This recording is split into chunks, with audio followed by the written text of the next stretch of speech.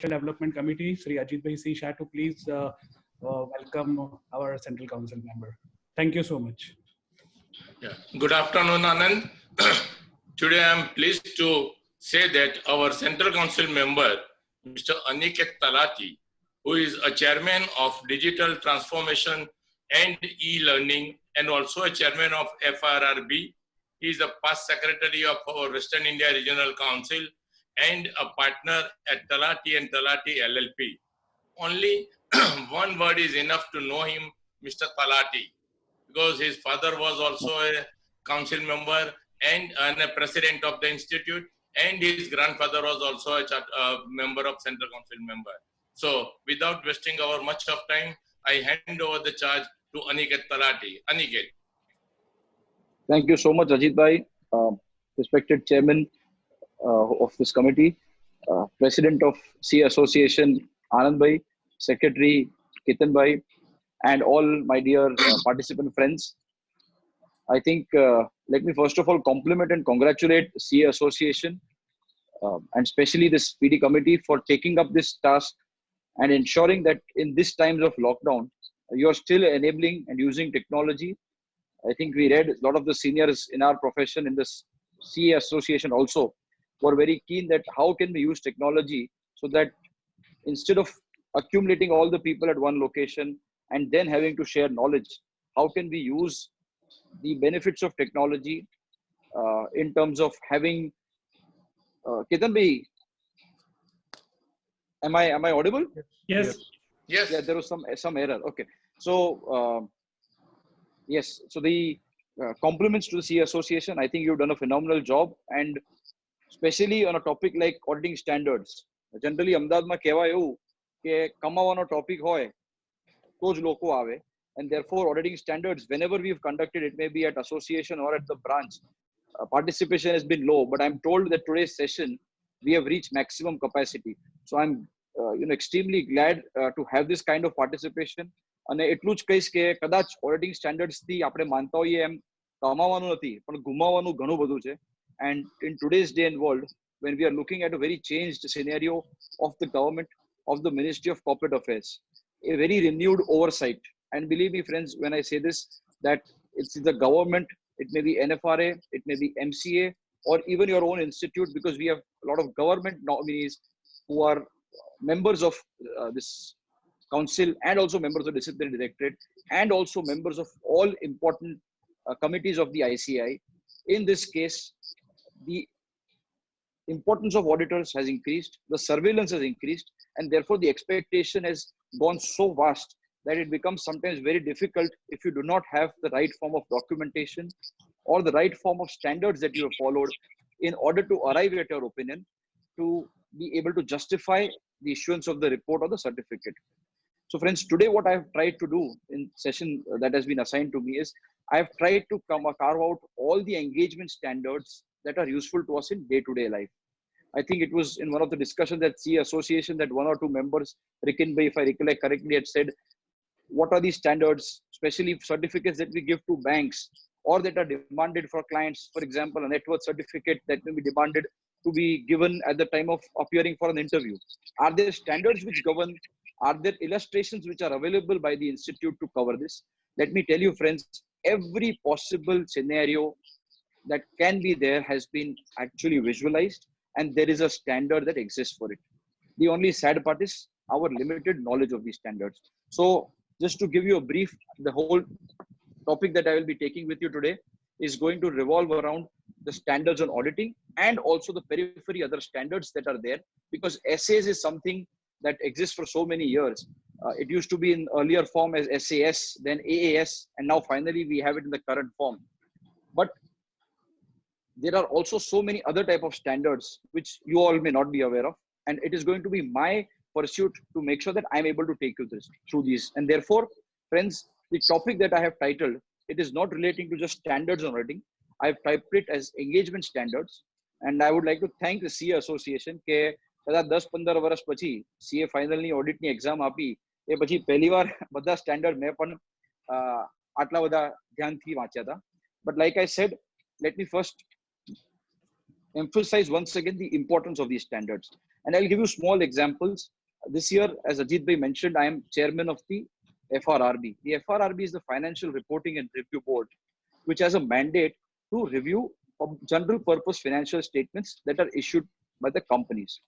So far, every year, 100 financial statements were verified. So they were picked up from the public domain.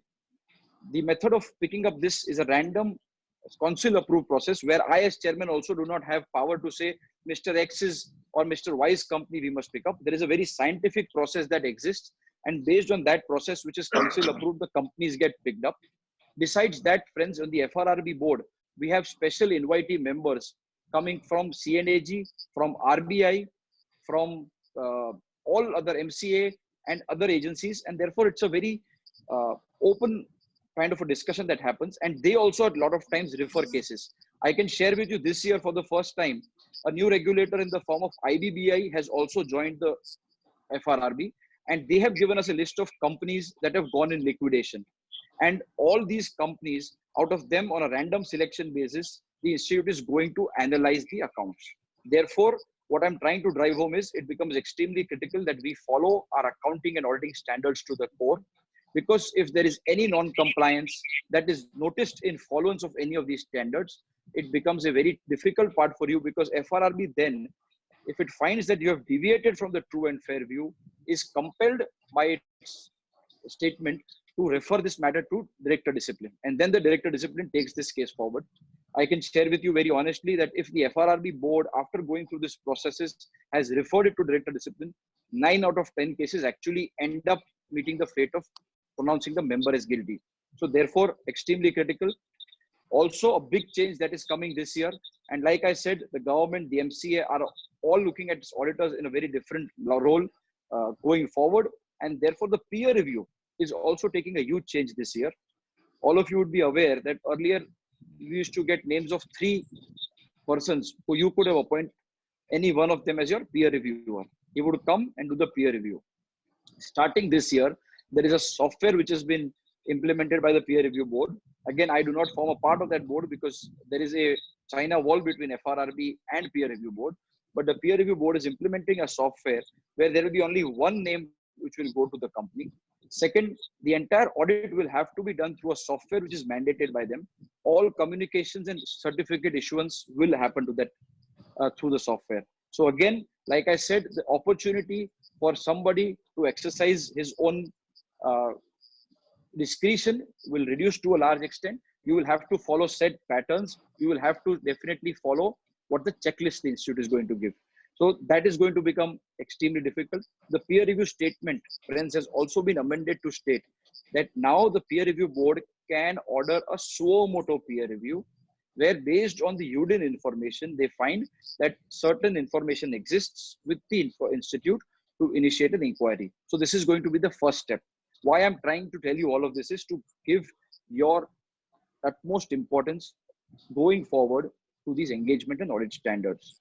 I can share with you my own experience, friends, when I came back from Mumbai after doing 3 years of articleship and started practicing in Ahmedabad and would discuss with auditors in and around the city. And, you know, we would try and understand at what level the audit was going. At that time, people would say routine challenge hai, ledger scrutiny challenge hai. I was, for one, because I came from the big fours where I did my articles, could never understand where is this concept of routine, where is this concept of ledger scrutiny, or whatever other terms that were, you know, being practiced in Ahmedabad. Those are all old techniques of verifying the audit. Those are all procedures.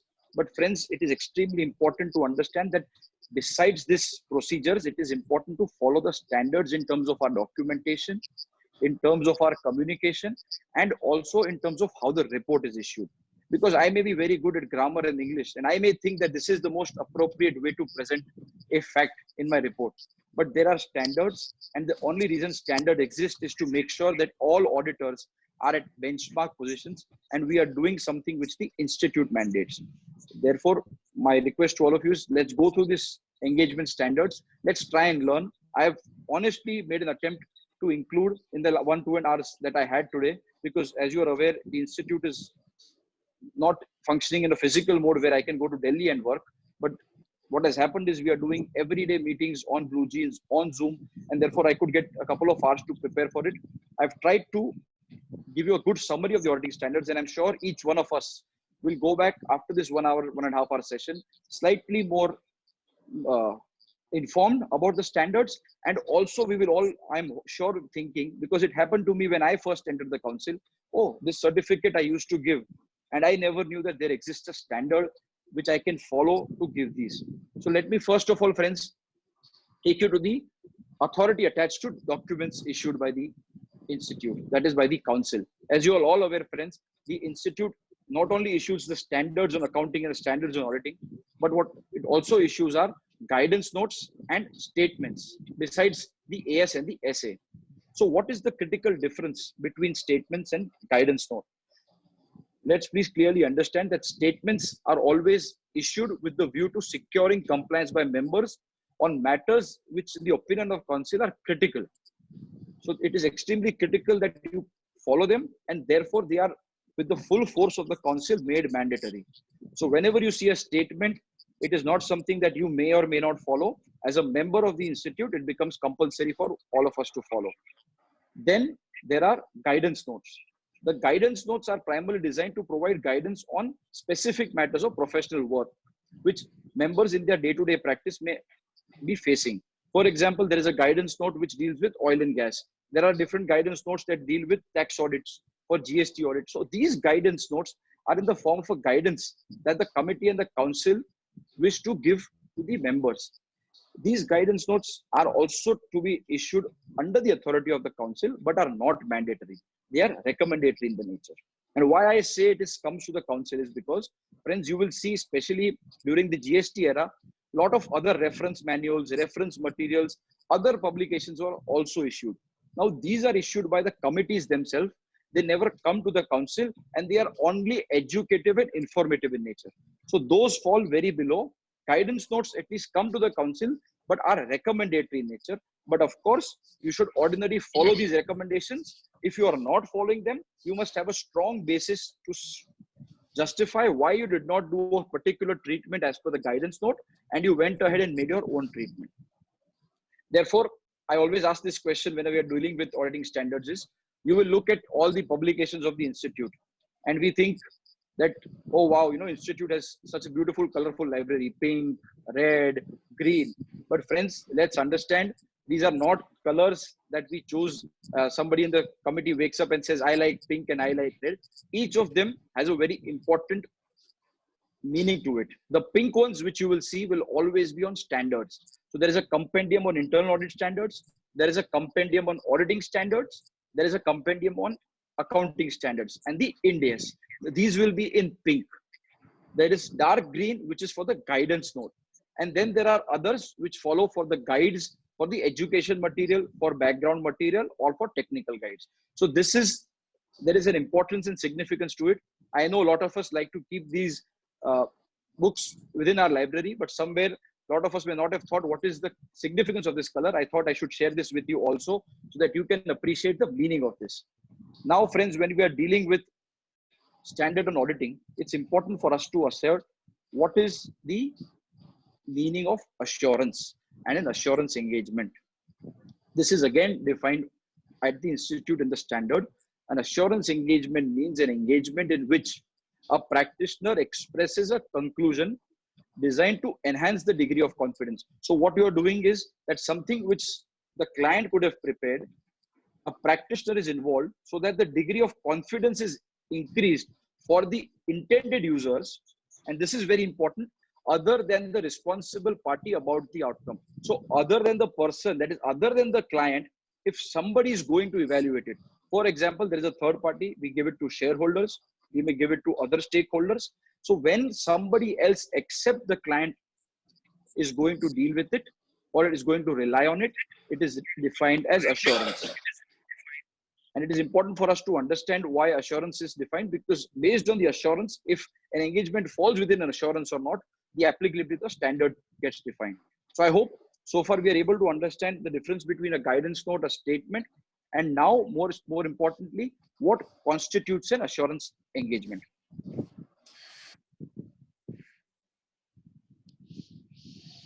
Friends, there are engagements which are frequently performed which do not meet the above definition. So engagement standards, like I told you, but there can be other engagements which are not such, which is engagement covered by SRS, such as agreed upon procedures. What are agreed upon procedures? I will probably take you through when we go through the standards in detail.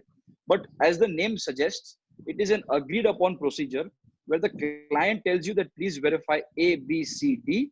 You list that A, B, C, D not only in your engagement letter but also in your report, and you give a agreed upon procedure. Therefore, any reliance beyond that is not going to be make any sense for any user of the financial statements, and therefore it is not covered as assurance.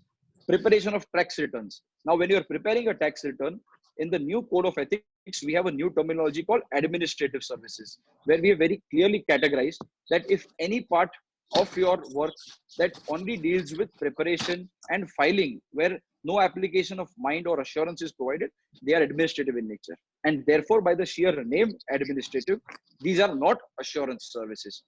And consulting advisory engagements such as management and tax consulting, these also do not form the purview of assurance engagements. So we have to very clearly distinguish. And in today's lecture, we are not going to deal with management consulting, tax consulting, and these services which are regarding non-assurance functions. We will discuss what are the assurance functions. The ethical principles that a member is bound to follow, they are derived from A, the Chartered Accountants Act, B, the Code of Ethics, and all the relevant pronouncements which are pronounced by the council and notified. It may be in the form of guidelines, it may be in the form of notification or statements. So these together are referred to as the code, as we like to call it within the disciplinary mechanism of the institute.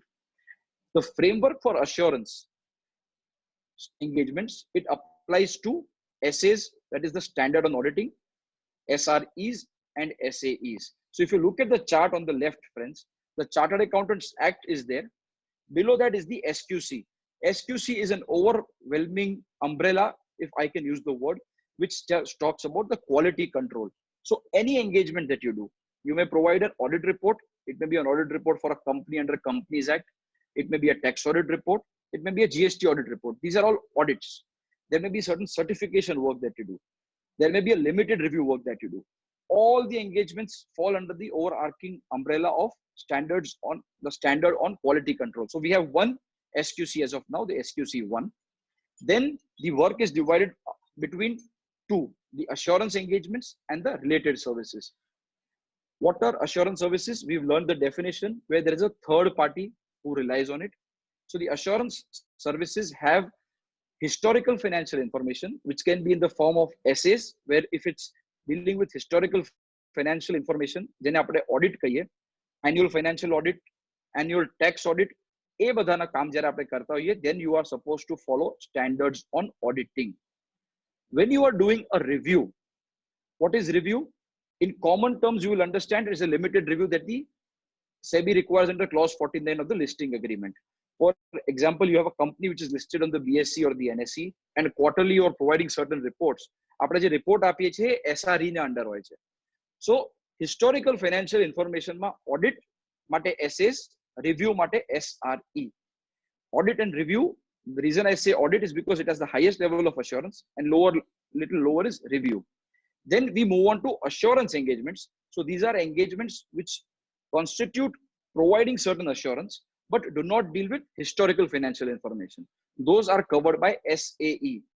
A typical example of an SAE, friends, is the one that we give in terms of a bank finance. Sometimes there are projections that are to be certified. Sometimes for valuation purposes, there is a 5-year projection that requires a chartered accountant to provide certain assurance function. Those are covered by the SAEs. And finally, the related services. So these are not strictly assurance functions, but they go parallel to assurance, which is related services are covered through SRS. So this is the whole wide gambit of the assurance standard framework. I will not go too deep into the essays because they are very technical in nature, and we have some fantastic material also available on the Digital Learning Hub, where standard by standard, we have given 1-hour module of the video and certain questions with content that we have put up for all of these standards. So those are going to be there on the standard in auditing, but like I mentioned, it's important for us in the day-to-day practice to look at not just essays, but these other engagements, which I will cover in my presentation. Standard auditing and SRE, those two are critical for historical information, for future SAE, and for others SRS. So this is once again the summary. I think somebody is using their iPad. My request is if you can, I'll share the presentation to the CA Association. This is just prepared by me in the last 40 minutes. So no proprietary material here. I'll be more than happy to share it, and Anand Bhai and Ketan Bhai can please transmit it to all the members who are interested. So like I said, SQC, the overall umbrella, auditing standards for annual financial audits, review for quarterly reviews or other review engagements, assurance engagements which are other than historical, and SRS. Therefore, friends, three important terms for us to understand. What is attestation? Because we commonly try and use and interchange these words, but they all three have different purposes. Attestation is performed to evaluate and review how true the data or information is when compared to the stated purpose. That is just attestation. So you are just evaluating and reviewing. Assurance work provides by a certified accountant, that is by a chartered accountant, and aims to substantiate the data that I have done certain procedures to verify that these amounts exist.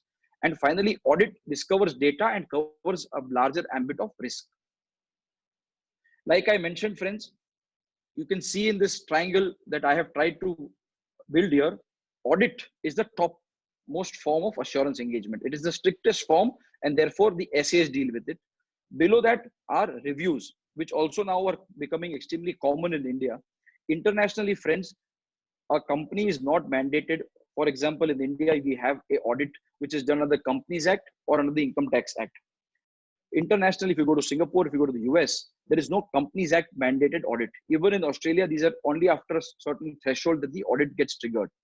But for example, there is a bank finance that has been taken, and the banker insists that no, I want certain form of assurance. There also an annual review is done.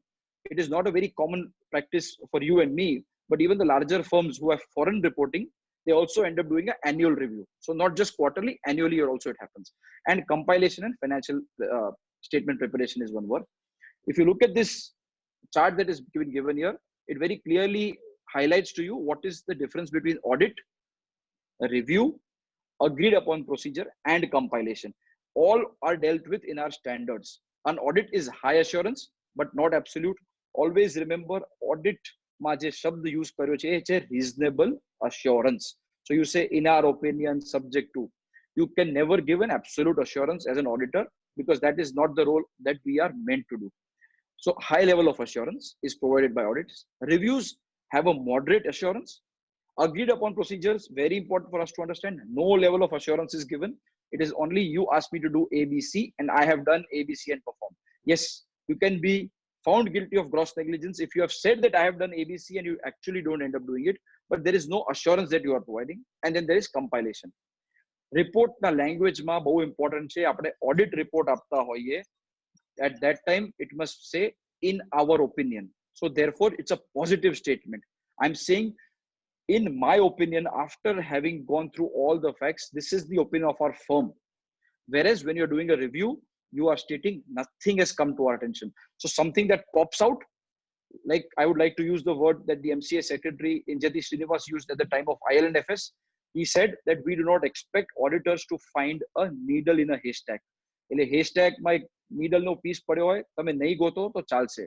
But if there is an elephant in the room, an auditor ought to have found it. It may be a review or an audit. Similarly, in a review, if there is something that glaringly pops out, only then you are supposed to report it. It is nowhere as compared stringent to an audit. And on AUP, you only give factual findings.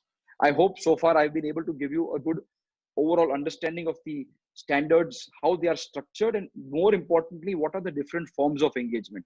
કેમ કે આપણે ઘણીવાર અત્યાર સુધી bill પણ બનાવતો હોઈએ તો લખી કાઢી auditing services provided to your organization. Please understand, audit is different, review is different, and agreed upon procedure is different. And so many times, friends, I am noticing that our chartered accountants, when the clients have asked for certain information or a certificate, instead of going to the standards, which provide such fabulous illustrations of what the reports can be, we try and come up with our own formats. And when things are okay, nothing goes wrong. But when something is missing and the banks or some other regulator complains to the institute, friends, when I have to see these certificates, it's extremely painful that why did you not use a relevant standard that was available to you? And let me make this statement at this juncture, which is very important for all of us to understand. Standards are not a burden. Standard વાંચવા ક્યાં ખોલે કોણ ચોપડી કોણ ખરીદે શું કામ વાંચવું સાહેબ ઇન્સ્ટિટ્યૂટ તમને એમ નથી કહેતી કે વાંચો અને તમારા પર જોર નાખે છે જો તમે સ્ટેન્ડર્ડ્સ થી કામ કર્યું હશે ને તો tomorrow if your work gets questioned, it may be at the disciplinary level, it may be at NFRA, or it may be at any other level. Actually the standards provide you with a huge protection cover. And believe me, look at all the orders starting this year. If you look at the ICI.org, and if you go to disciplinary, all orders that are done by the disciplinary benches are uploaded there.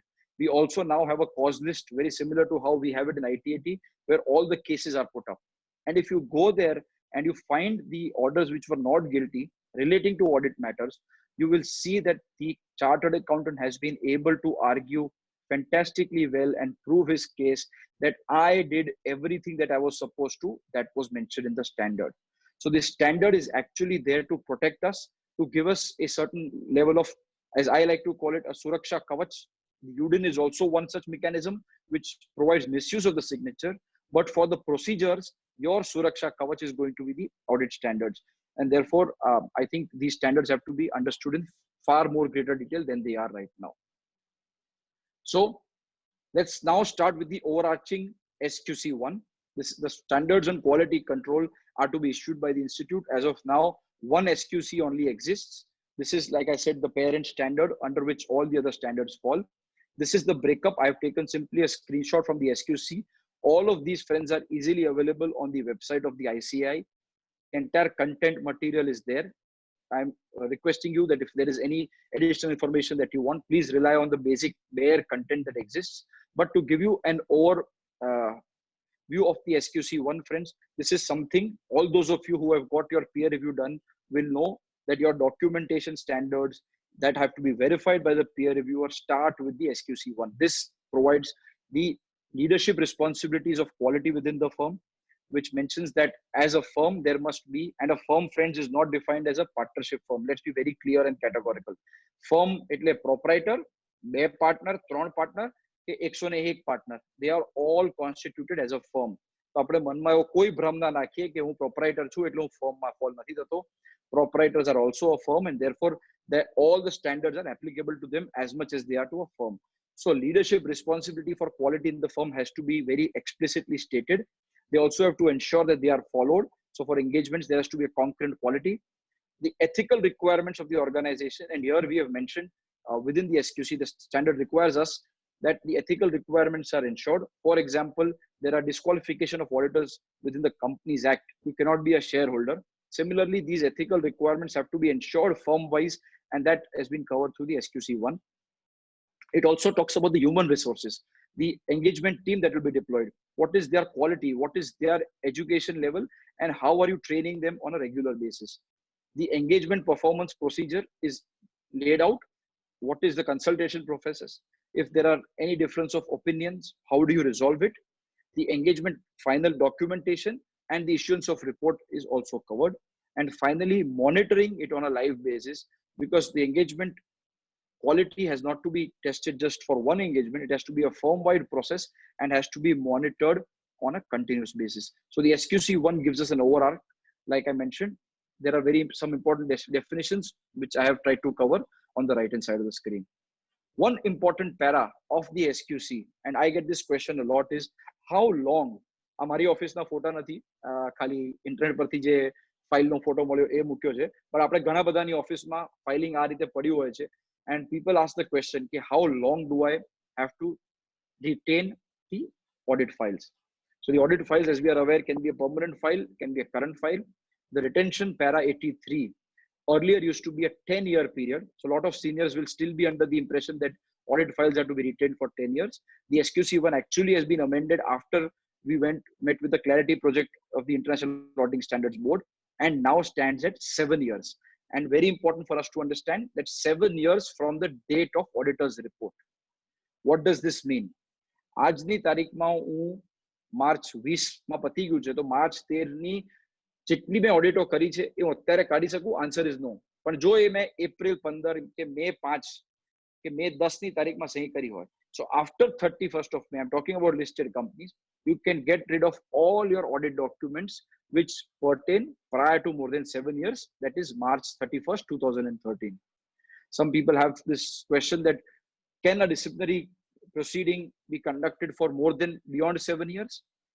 Well, the stated view is very clear. There are multiple orders to this effect, confirmed by the High Court also, that if it is something that can be done and proved by you simply, which does not require any engagement, and therefore what I'm trying to state is there is an allegation, it is clear, black and white, that you are in guilt, and there cannot be anything that you have to come and produce, or you yourself understand that there is no working paper. In those cases we can go back, but for all other cases, if it's beyond 7 years, generally the orders are always in the favor of the chartered accountant. So important point for us to note, shorter than 7 years. Now friends, let me come to the standards on auditing, which is the most critical standards which apply to our day-to-day audit, especially the financials that we sign on an annual basis. જે આપણે August સપ્ટેમ્બરમાં tax ઓડિટો સહી કરીએ, એની જોડે આપણે companies એક્ટના company audit report પણ આપતા હોઈએ છીએ, એ બધા ઓડિટમાં આ સ્ટેન્ડર્ડ્સ લાગુ પડશે. These are the auditing standards which were issued under the Clarity project that was initiated by the institute. What is the Clarity project? The International Auditing Standards Board came out with the classification of these auditing standards. If you recall, historically the AAS that were used to be issued, the numbering used to happen as and when they were required. This is a best international practice where you sequentialize all the standards so that tomorrow if there is a future need for a new standard, it can get merged into a relevant para or a coding. Not like Income Tax Act where you have 44A, 44AB, 44AC, AD. You don't require an A or B. You only number it between these standards. So the essays are numbered sequentially. The 100 to 199 talks about the introductory matters. 200 to 299 are general principles and responsibilities. If you look at it also, the way it is structured is the beginning ones talk about the engagement, that is at the inception. There are some which talk about during the audit, and also finally that talk about the engagements at the conclusion part. A very quick overview, SA 200, overall objectives of the independence of an auditor. So you have to make sure that you are independent. As we are all aware, the principles of objectivity, integrity, and independence are core to the auditing standards, and those get covered in SA 200. If you look at the IL&FS AQR report that has been conducted by the NFRA, they have very clearly relied on all of these standards and stated at every para where the SA on especially 200, where in their opinion, the auditor has not been independent. And I will give you an example. If you look at the AQR report, it is available on the website. The firm which did the audit, they also found that within that same office, there was another private limited company which functions as a management consulting firm. And they, at that same building from the same server, one team was doing audit work, the other team was engaged, and the invoices which have been listed as part of Annexure B to the AQR say providing valuation services. B, suggesting the management on how to improve your perception among investors. C, designing the logo, branding, and making sure that the perception increases. So these actually, if you look at the 144 of the Act, it very clearly says directly or indirectly the following services shall not be provided. So section 144 in the opinion of NFRA was violated. As of now, this order remains, and therefore what the NFRA has said effectively is what the government has said. So very important for us to understand that when we are providing assurance services, the section 144 has to be read in total.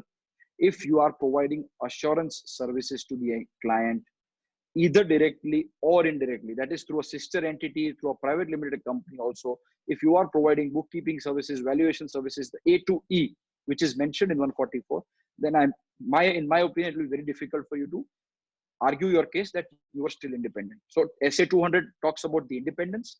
The 210 talks about agreeing the terms of audit engagement.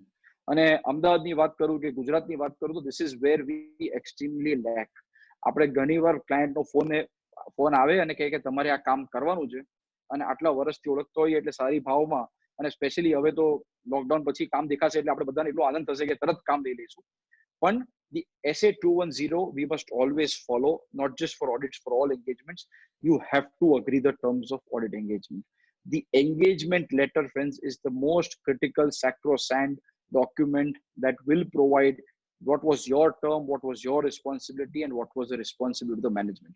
આ એક document છે જેમાં આપણે બે auditor અને ઓડિટીની responsibility બહુ clearly કહી દઈએ છીએ. You can also mention in the audit engagement letter, the draft that has been shared by the institute is that the audit engagement letter will very clearly specify that tomorrow, if there is a peer review within your organization, you will have to share your work papers with the other person who's coming to review it, who's the peer reviewer.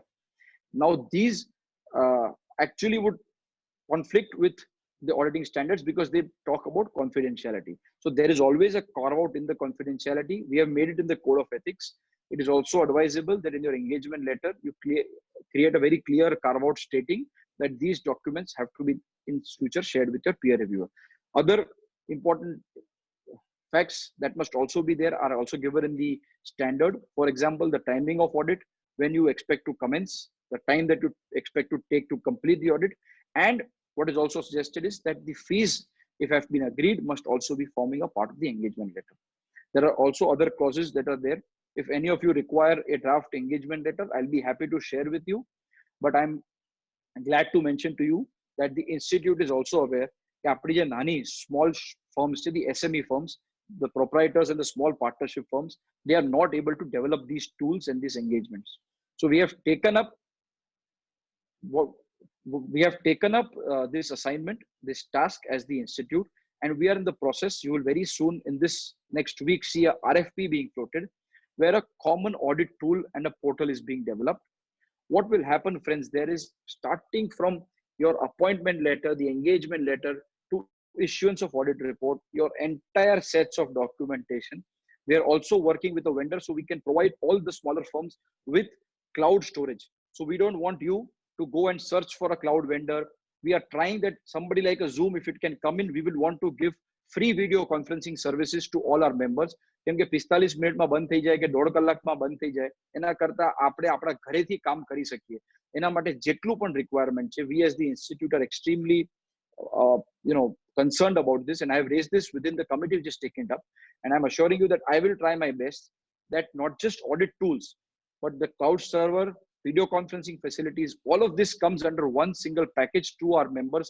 It will be a cloud-based access online where you can then just mention the name of the client, mention the year, and a beautiful engagement letter for that typical engagement will come out. Please print it, take a copy, keep it for your files. Those files, if you do not want to maintain hard copy, we will be providing cloud storage for you to save that as well. So that entire documentation, which is covered in SA 230, will be made sure that we comply. Of course, there is going to be a huge disclaimer that the institute will put, because we cannot think of all the situations that exist in the world. So therefore, this will be to the best of our understanding. All scenarios will be tried to be covered, but the auditor's judgment, as we all are aware, is extremely critical for all engagements. But this is a huge step. The council, friends, has put up 30 crores. We have set aside 30 crore rupee fund to make sure that we are able to create this software, because it is going to be a huge investment, and we are committed to this. A provision has already made in the financial statements. So I talked about 210, I talked about 230. SA 240 talks about auditor's responsibility relating to fraud. So when a fraud comes up, this is the very old standard that we have always talked about. It is not my responsibility to go looking for a fraud, but when the fraud comes up, what is it that I am supposed to do? The very old statement of Greyhound and Watchdog. This is where it comes from, the SA 240. SA 250 talks about consideration of laws and regulation in an audit of financial statement. So this, friends, is a very important part of the standard. આપણે ઘણા લોકો આને ignore કરતા હતા, અને 250 માં already એવું લખેલું છે કે ખાલી કંપનીઝ એક્ટમાં ઓડિટ નથી કરવાનું. બીજા બધા લો અને રેગ્યુલેશનમાં જો નોન કમ્પ્લાયન્સ દેખાય તો આપણે ઓડિટ રિપોર્ટમાં એનું qualification, justification, emphasis of matter, or whatever the form is, we have to cover it. SA 250 covered it. If we have not done it, it's fine. But now in the revised code of ethics, there is a concept of NOCLAR, that is non-compliance of other laws and regulations. If you look at the language of both the NOCLAR and SA 250, it is very similar. They talk about the same concepts that are there. And now it will be mandated for us. Thankfully, the institute has been able to convince the government that NOCLAR will only be applicable for listed companies starting now.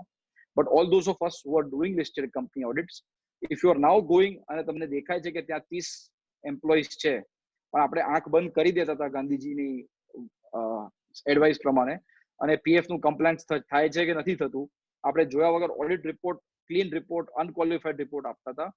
Friends, it will not be possible after NOCLAR coming into picture, because there is a material impact. And what NOCLAR and 250 talk about is, if there is a financial impact and if the financial impact is material, those have to be reported by the chartered accountant or the auditor.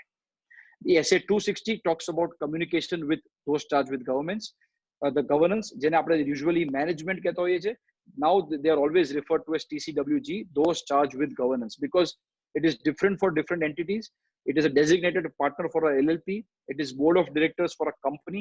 It is partners for a partnership firm. So the general concept is not management. We say those charged with governance. SA 265 talks about communicating deficiencies in internal control. And the 299 SA is for joint audit.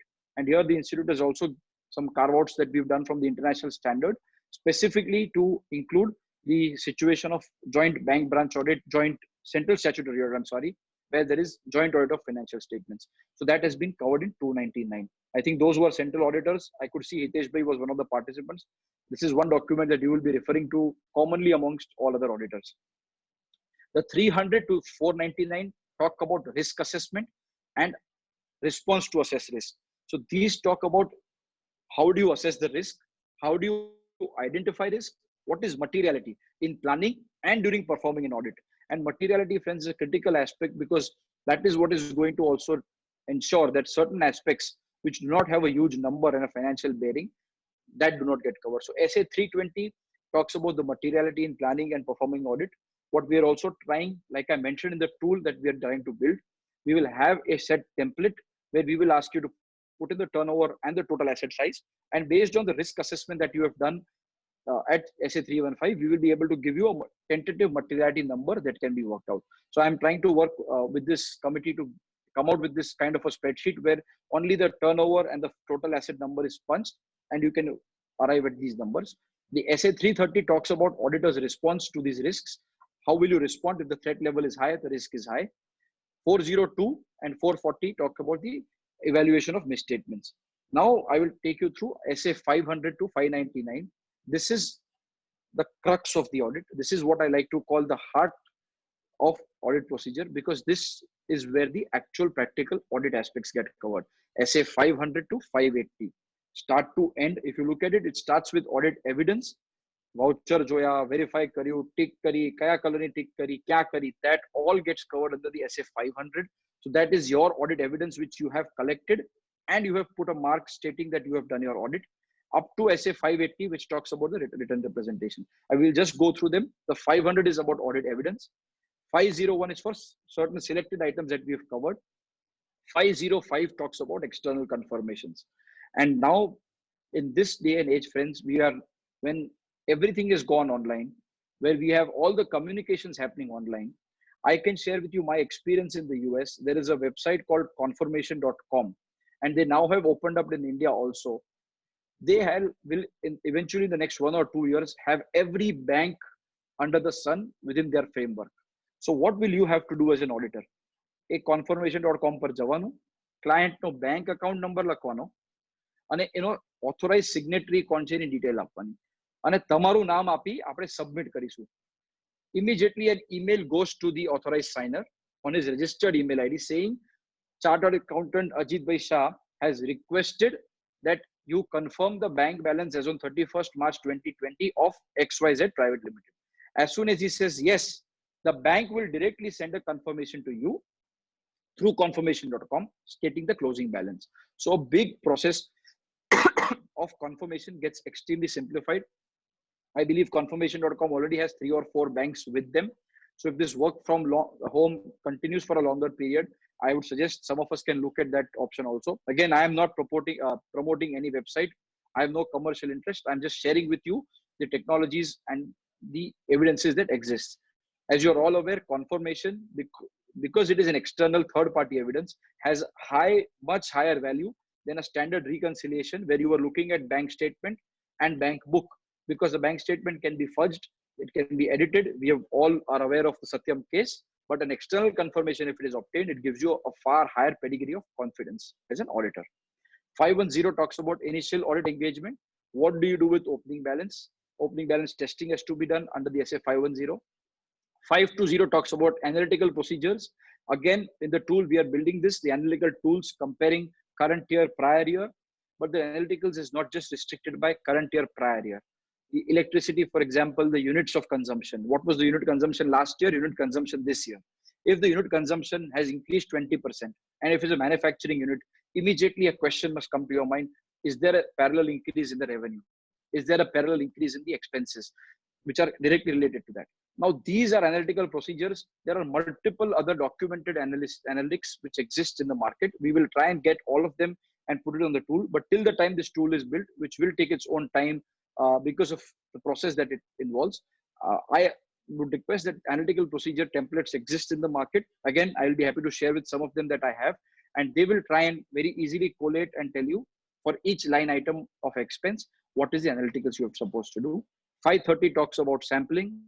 Again, in today's world, tools are available which give you a random sample.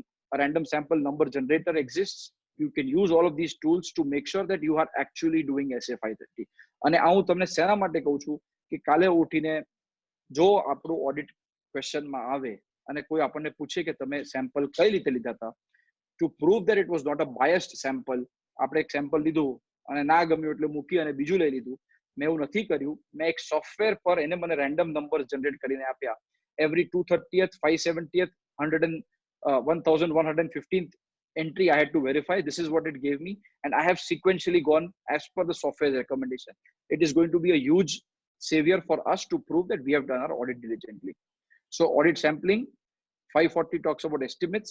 550 related parties. Again, we have an accounting standard there, also an audit standard related parties.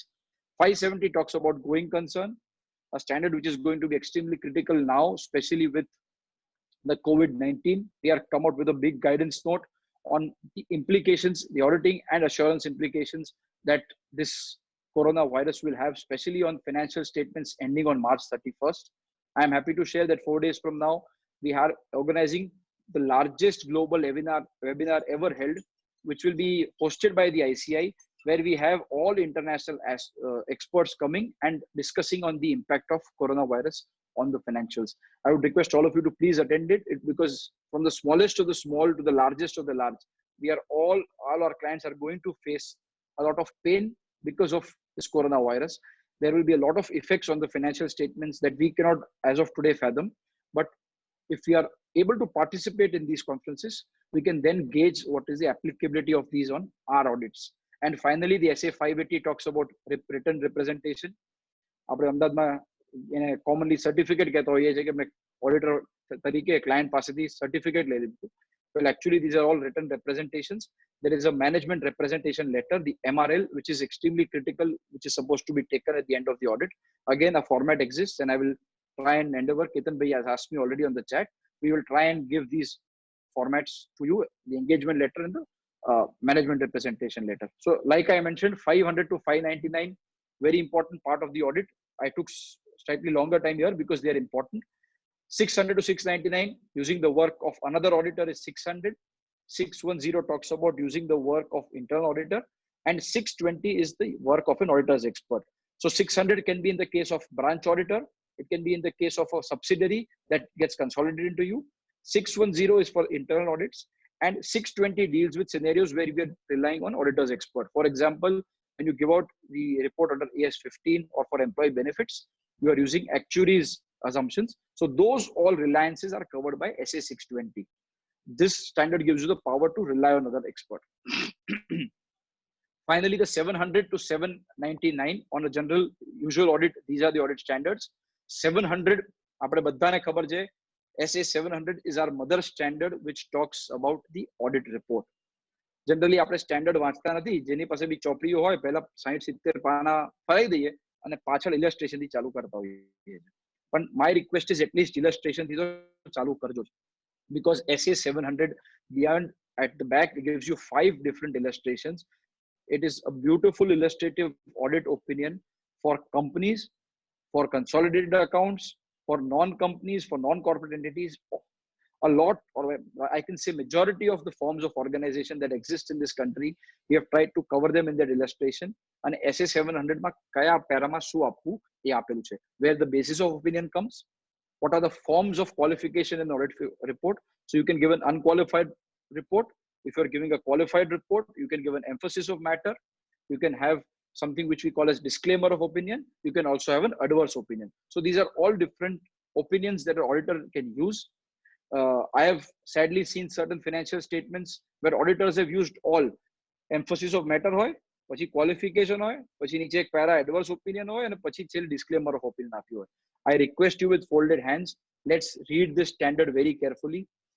It is not a khichdi which you can mix and take paragraphs from different paragraphs or illustrations and make your own audit report. If it is a qualified opinion, the qualification and the basis of qualification is required. If it is an EOM, which is an emphasis of matter, please be very clear in the language. Please always ensure that you are able to quantify it, and the quantification is essential to be put in qualifications also. If it is an adverse opinion, the scenarios must so warrant that you have given an adverse opinion. Or if it is a disclaimer, for example, the company is closed, you are not able to access it, then please give a disclaimer opinion. But please don't merge all and try and create your own format of reporting. These illustrations are there to aid and assist us in preparation of our report. 701, very critical, introduced last year. This is March 20 will be the second year, communicating key audit matters in the independent auditor's report. CAM, as we commonly refer to it. I'm sure some of us would have forgotten in previous year's audit to give this SA 701. When they get picked up for review, we will examine it. But please make sure that in listed companies in this year, if you're doing March 20, you do not miss it, and CAM is covered as a part of the audit report. 705, like I mentioned, is the modification, the opinion of the auditor's report. The qualifications and other parts come here. The 706 talks about the emphasis, and the 710 talks about comparative information, which means is that the financial statements, the audits must always have current year and prior year. SA 710 says comparative information is compulsory, because the user of the financial statement, as I said, audit is not meant for the auditee. You are supposed to compulsorily give corresponding figures in comparative financial statements. That is covered by 710. 800 to 899 talk about certain specialized areas that cover, I think, may not generally always fall for us, so I'm not taking. Now let me move on to the SREs. Recap, SQC at the top, historical information or the audit or review. So now we are talking about the review, limited review je apne SEBI mate apta hoye, or even certain annual reviews that we do. The SRE 2400 revised talks about review of historical financial information, and 410 talks about review of interim financial information. So annual hoy to 2400 and interim hoy to 2410. આપણું જે SEBI નું quarterly report આપીએ છે, that is deriving its entire format from the SRE 2410. Like I said, review is a step lower than assurance, and therefore you are not saying your opinion, you are saying nothing has come to our notice. So that is the standard on review engagement.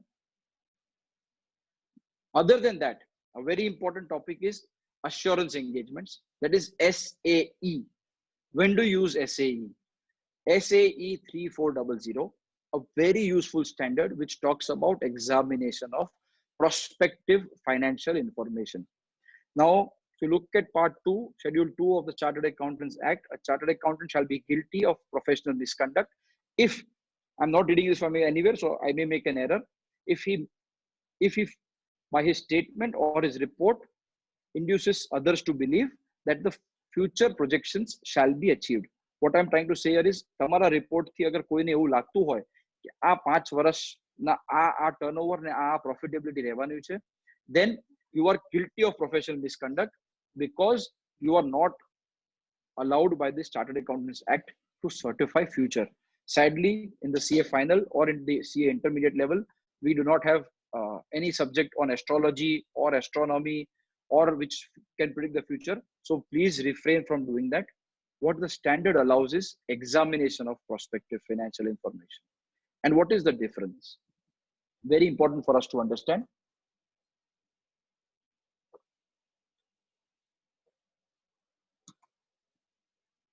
If you take a CMI data for 5 years, simply affix your stamp and signature and give it, what it says is that I am certifying that આવતા 5 વર્ષમાં આટલું turnover and આટલું profit હશે. That is not the job of an auditor or a chartered accountant. But what you can do is use the illustration which is provided in SAE 3400, where it talks about prospective financial information and say, I have seen in the past historical 10-year data that the growth rate of the company was 8%. The company is projecting, I am not stating, the company is projecting that in the future 5 years also it will grow at 8%. I have verified the mathematical accuracy. એટલે 100 turnover આજના વર્ષમાં છે તો March 21 માં 108 હશે. મેં એટલું verify કર્યું છે. That as per the illustration given in SA 3400 you are allowed to give. So you can examine it to give authenticity about the calculation, but we are not allowed to certify the happenstance or the occurrence of these numbers in the future. So 3400, for all those of you who have always asked me, what do we do when banks ask us to certify projection? Please use this. Always show the standard to them. The 3402 and the 3420 talk about controlled service organization. What this means is sometimes when there is an outsourcing unit or there is a unit where there is shared service happening, their assurance report on a service organization level have to be given. So those are covered under those standards. Now we talk about SRS, which are related services. So not assurance standards, but just other standards which are related services. The first one and extremely important is the SRS 4400, engagement to perform agreed upon procedures. સાહેબ આપણે ઘણા લોકો એવા કામો કરીએ છીએ જેમાં client આપણને કહે કે મારે આ ઇન્વેન્ટરી છે અને આ તારીખે કેટલી હતી એનું મારે સર્ટિફિકેટ આપવું છે. એટલે આપણે જનરલી શું કરતો હોય ઉપર મસ્ત બોલ્ડમાં સર્ટિફિકેટ લખીએ based on the information provided books of examination examine blah blah blah blah blah. We are not, this is the amount that we are certifying. Please try and understand. Just 1 second.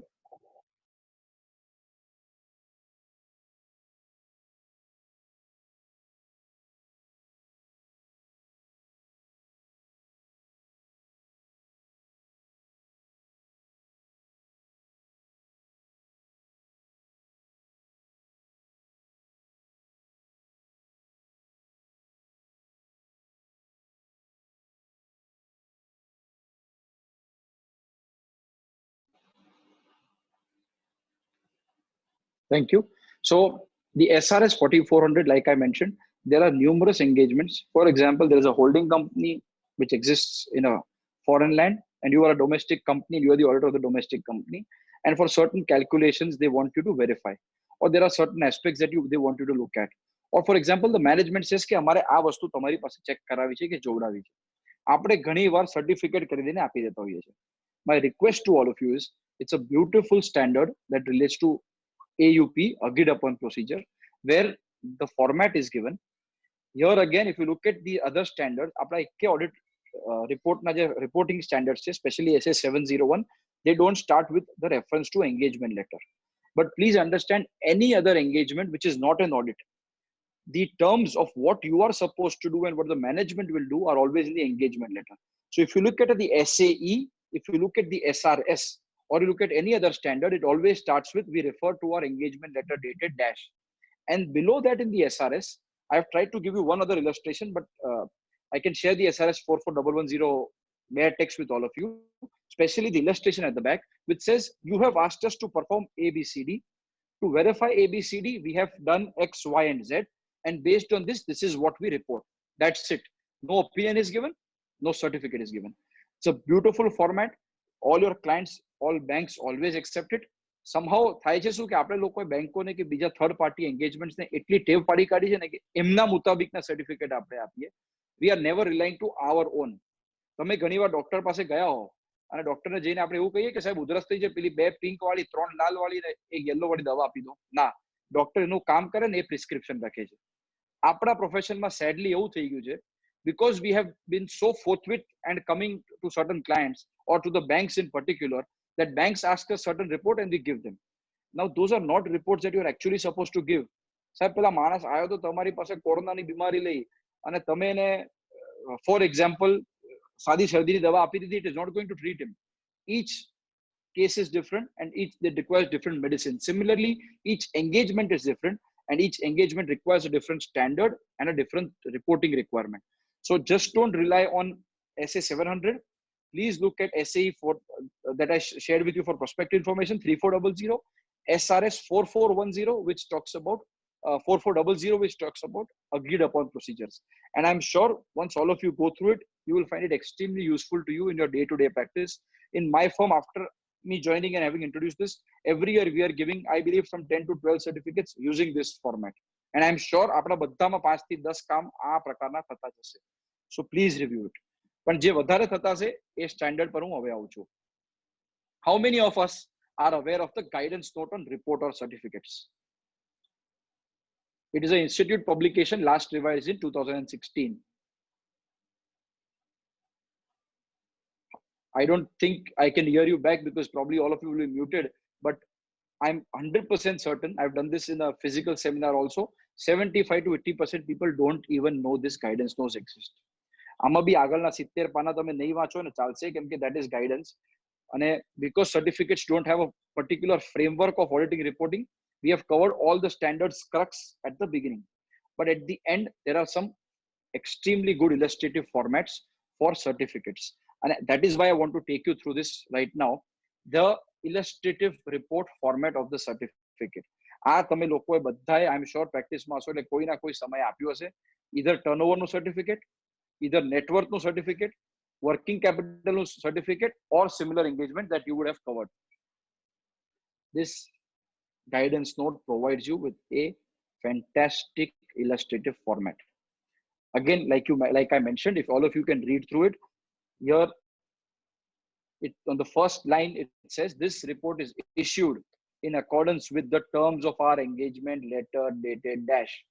Like I said, except SA 700, all your certificates, all your reports must always quote the engagement letter. સાહેબ એ engagement letter તમને બચાવી શકશે. જે તારીખમાં બનાવ્યું હોય બનાવીને મૂકી રાખો.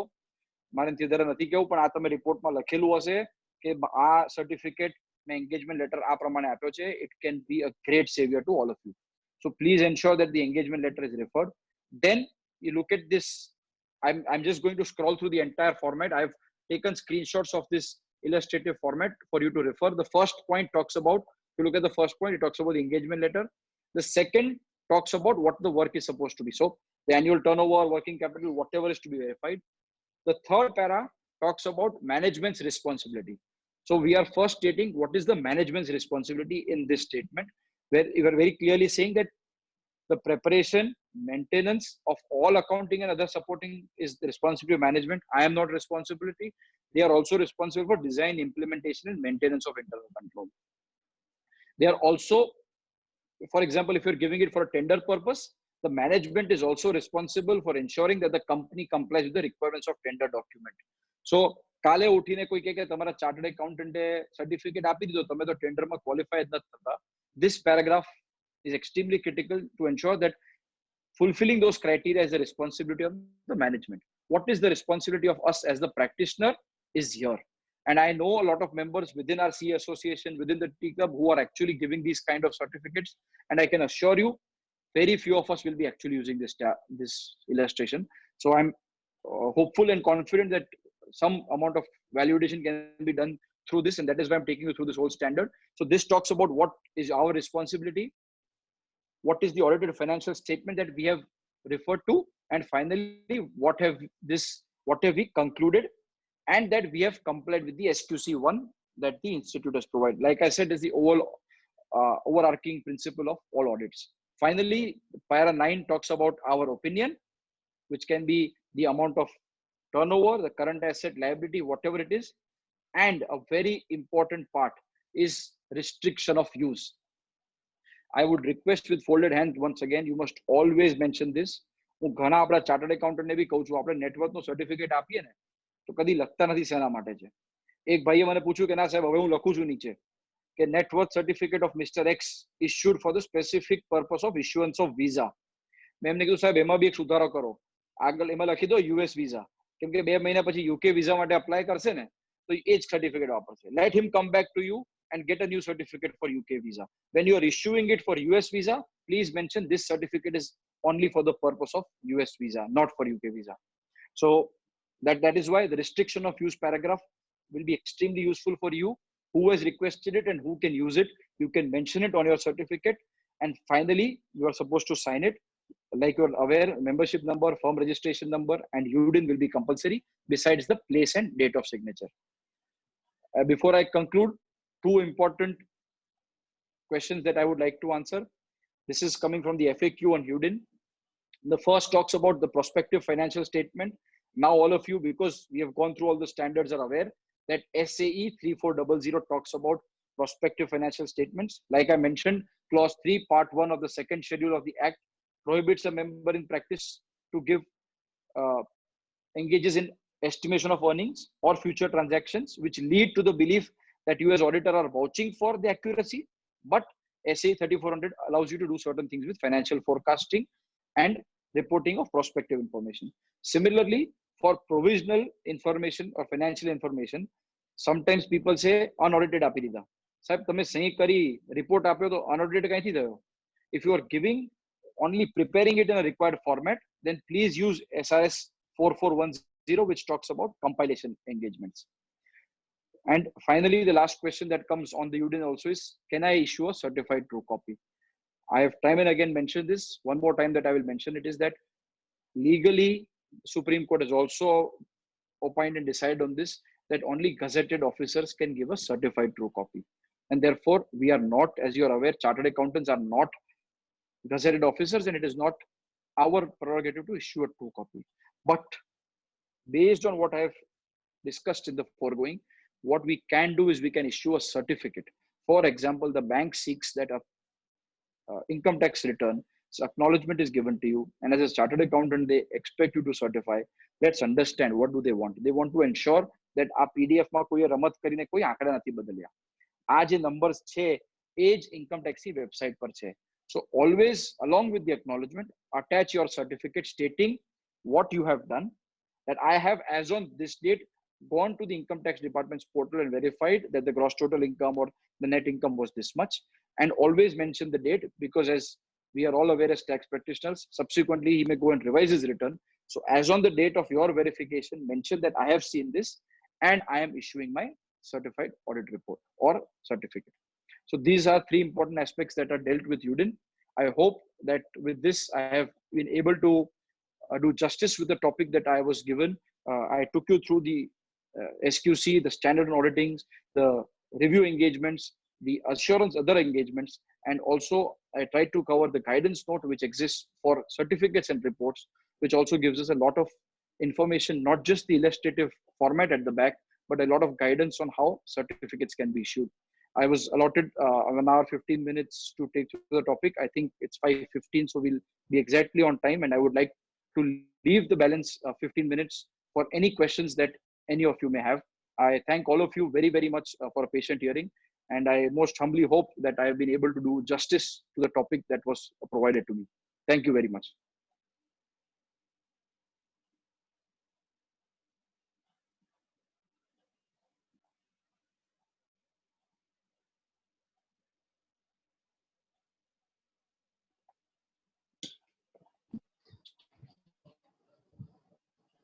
Over to you, Ketan bhai. Yeah, Aniket, I have sent one question in chat. Just check that.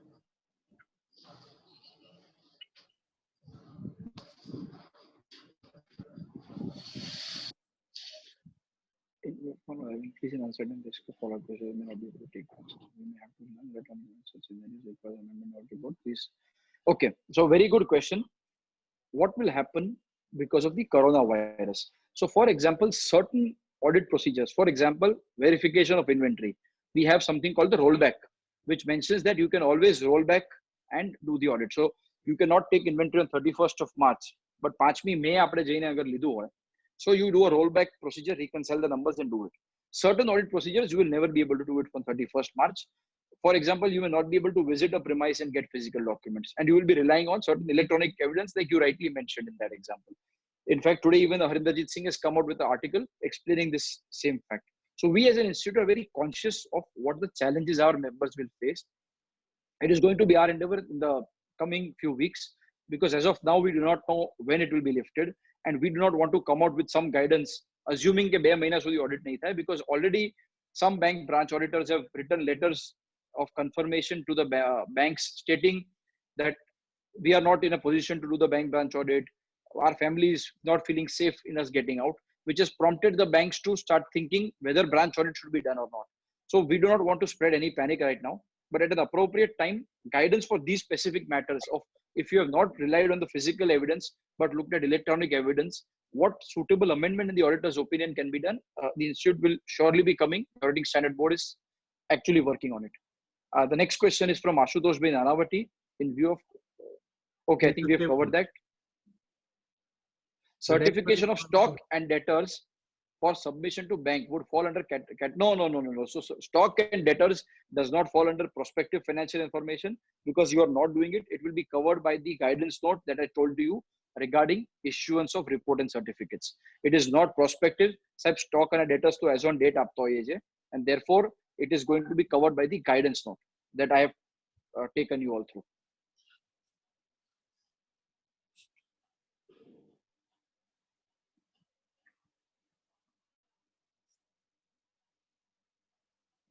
Members, any other question?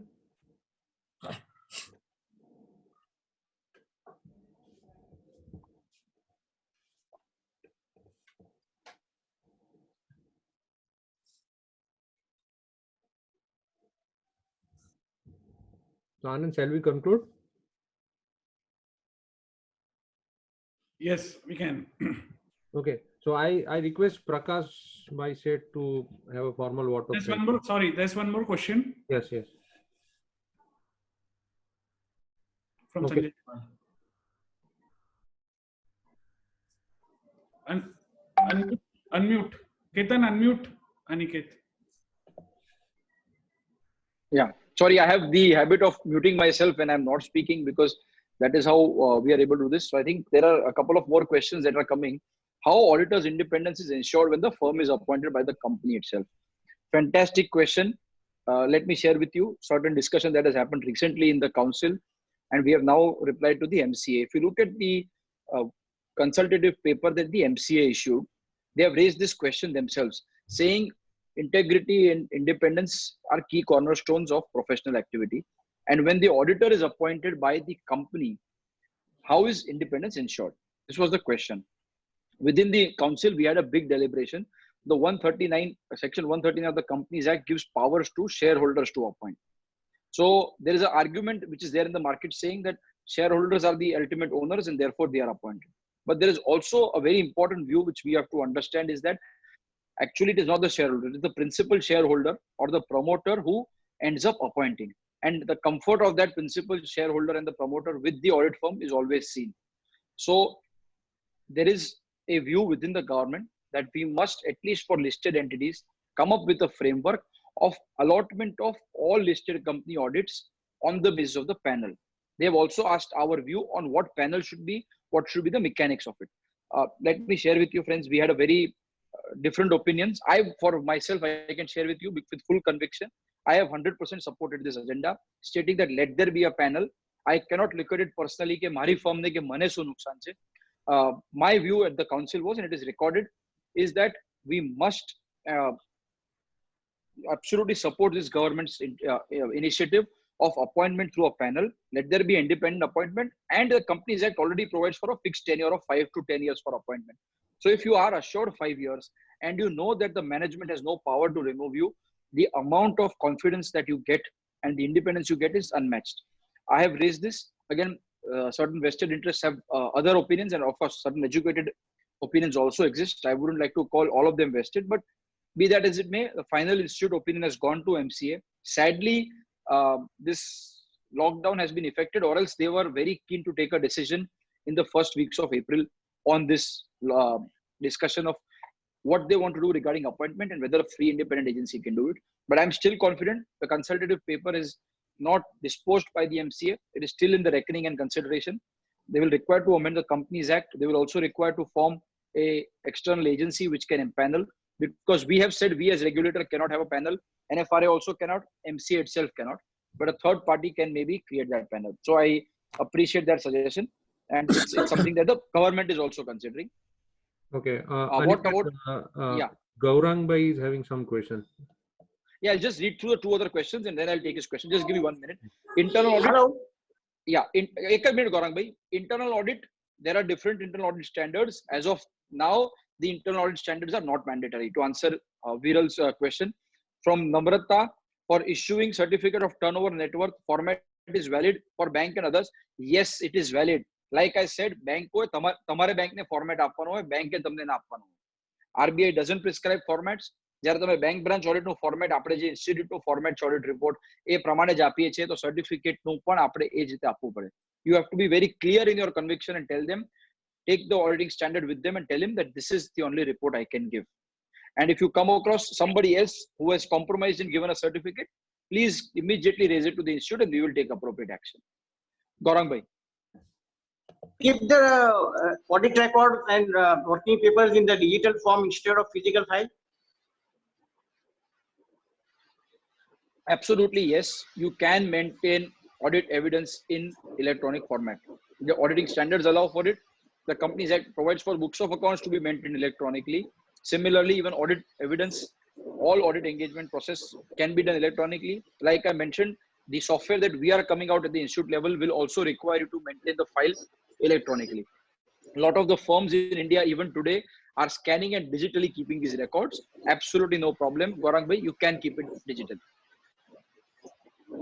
Because so many people are so many firms providing the data in e-form in a peer review.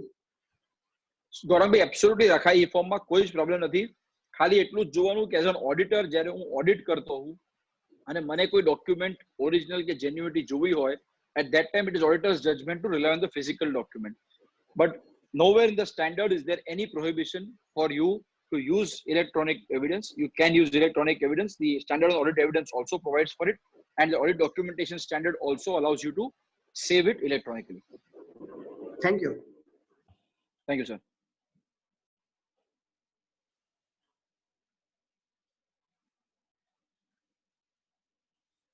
Ketan bhai, if there is any other question? No, not yet. Okay. So Prakash, please proceed. Yeah.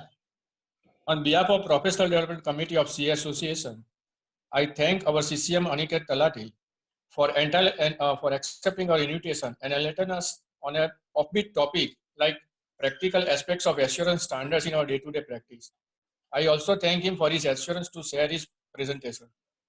I also thank all the participants for joining us in a very large number, even though the topic is not related to income tax or GST. I really thank all the participants. Thank you. Thank you, everybody. Thank you, sir. Thank you.